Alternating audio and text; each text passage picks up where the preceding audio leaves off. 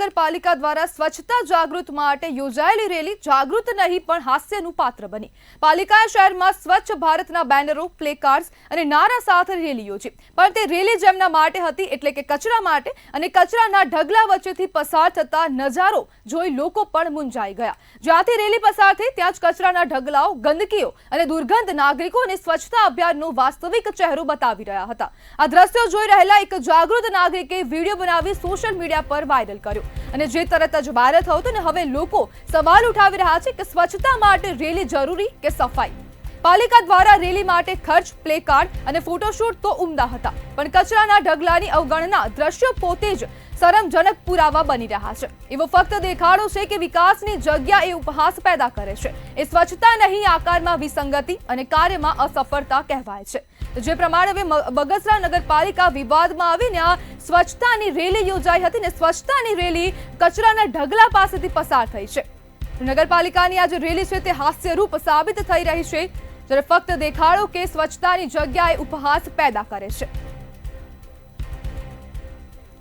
આપણી સાથે બગસરા પાલિકાના વિપક્ષના નેતા જમાલ સરવૈયા જોડાઈ ગયા છે। જમાલભાઈ, બુદ્ધિનું પ્રદર્શન કેમ? ખબર છે કે અહીંયા કચરો છે છતાં પણ રેલી કેમ યોજી? મેડમ, આ છે ને બગસરા નગરપાલિકાના જે સત્તાધીશો છે ને એને ખાલી તાઇફા કરવામાં, ખોટી રેલી કરવામાં, ખોટા ખર્ચા કરવામાં જ રસ છે।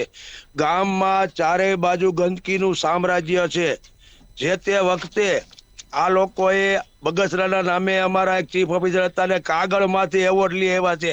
એ આવી જ રીતે કોઈ દિવસ બગસરાની ગંદકી સાફ નથી થઈ। બેન, તમને જે વિડીયોમાં તમે જોયું ને એ તો ખાલી એક બગસરાનું સેમ્પલ છે।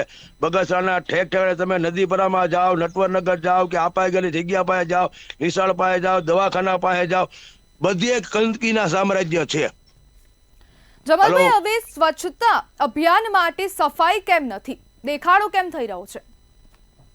દેખાડો કરે છે એટલા માટે કે પોતાના ખિસ્સા ભરવા માટે, ઉપરથી જે પૈસા આવે ને પૈસા ખાલી કાગળમાંથી ગ્રાન્ટો દેખાડી અને બગસરાની પબ્લિકને પૈસા લૂંટવાનું કરે છે।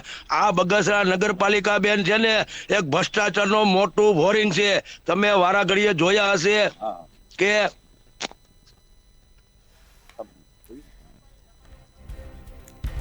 જી જમાલભાઈ, જોડવા બદલ આપનો આભાર।